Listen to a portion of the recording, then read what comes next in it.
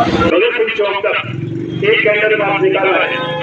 जैसा कि सारा देश जानता है, कांग्रेस पार्टी के नेताओं ने, उनके राष्ट्रीय अध्यक्ष खड़गे जी ने, उनकी राष्ट्रीय माता सोनिया जी ने, उनके राष्ट्रीय युवराज राहुल गांधी ने कल वंदे भारत का अपमान किया है।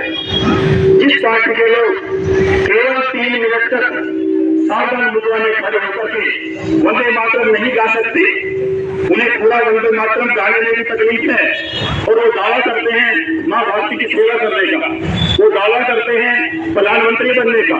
देश अच्छी तरह समझता है कांग्रेस पार्टी वास्तव में इसकी स्थापना भी अंग्रेज के द्वारा की गई थी और आज भी इनकी रगों में वही अंग्रेजियत का खून दौड़ता है। आज भी इनकी रगों में भारत माता की जय बुलाने का डीएनए ही नहीं है, इनके औलाद में आवाज निकलती नहीं है। वंदे मातरम नहीं कह सकते।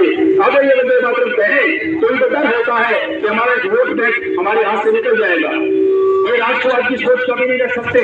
केवल एकमात्र नरेंद्र मोदी को हटाने का मुद्दा लेकर के चलते हैं। संसद में अगर हम देखते हैं, संसद में ये लोग मुद्दा उठाते हैं और जब जवाब सुनने की बारी आती है तो युवा संसद छोड़ करके चले जाते हैं। तो ये जो कांग्रेस है जो हमेशा से राष्ट्र विरोध रही है, राष्ट्र विरोध के अंदर देश के टुकड़े करने में से कोई गुरेज नहीं है। तो मेरे नगरवासियों से, मेरे शहरवासियों से, जिलावासियों से निवेदन करूंगा, आप एक मुट्ठी की तरह बंद करके नरेंद्र मोदी जी का साथ दीजिए, भारतीय जनता पार्टी का साथ दीजिए। आज भारतीय जनता पार्टी नरेंद्र मोदी जी के नेतृत्व में, हरियाणा में नायब सिंह सैनी जी के नेतृत्व में केवल और केवल जनता के लिए काम कर रही है, विकास के लिए काम कर रही है, राष्ट्रवाद के लिए काम कर रही है। 75 साल का एक व्यक्ति प्रधानमंत्री के रूप में, प्रधान सेवक के रूप में हिंदुस्तान की सेवा कर रहा है। वो 18 घंटे जाग के सेवा करता है, 18 घंटे जाग के काम करता है ताकि आपका देश हम सभी सुकून से सो सके। मेरे साथियों, आप वो याद करो दिन पहलगाम में जब 26 नौजवानों को माथे पे गोली मारी गई थी, केवल इसलिए कि वो कलमा नहीं पढ़ पाए थे। मुगलों की आक्रांताओं की बात करूं, अंग्रेजियत की गुलामियत की बात करूं, तो आज ये जो लोग हैं जो वंदे मातरम कहने से गुरेज करते हैं, वंदे मातरम नहीं सुन सकते, मेरे साथियों, इनको मैं जयचंद की संज्ञा देता हूँ। ये जयचंद है जो हिंदू होकर के हिंदुओं का विरोध करते हैं। मैं सभी से निवेदन करूंगा, मजबूती से मोदी जी का साथ है।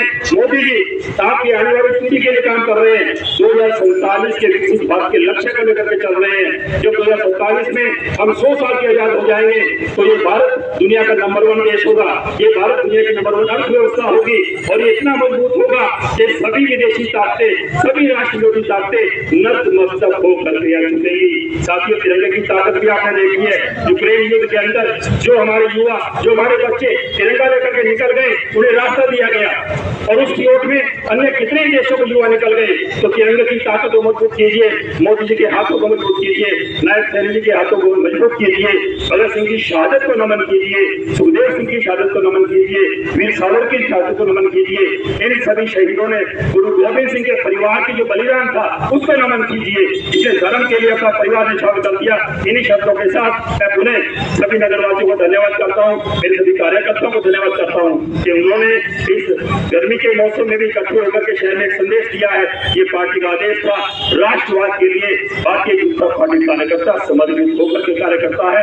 भारत माता की, भारत माता की, वंदे वंदे कांग्रेस पार्टी, कांग्रेस पार्टी, सोनिया गांधी, सोनिया गांधी, राहुल गांधी, राहुल गांधी, वंदे मातरम का अपमान नहीं सहेगा हिंदुस्तान, वंदे मातरम का अपमान नहीं सहेगा हिंदुस्तान। हिंदुस्तान में रहना होगा, वंदे मातरम कहना होगा, हिंदुस्तान में रहना होगा, वंदे मातरम कहना होगा। भारत माता की, मेरे सभी देशों कार्यकर्ताओं की, आप सभी की जय हो, भारत माता की जय हो, मेरी बहनों की जय हो, मेरे भाइयों की जय हो। जय हिंद, जय भारत। अभी सबसे निवेदन, आप ये अपनी मोमबत्तियां शहीद भगत सिंह जी की इस चौराहे के आसपास लगा दीजिए।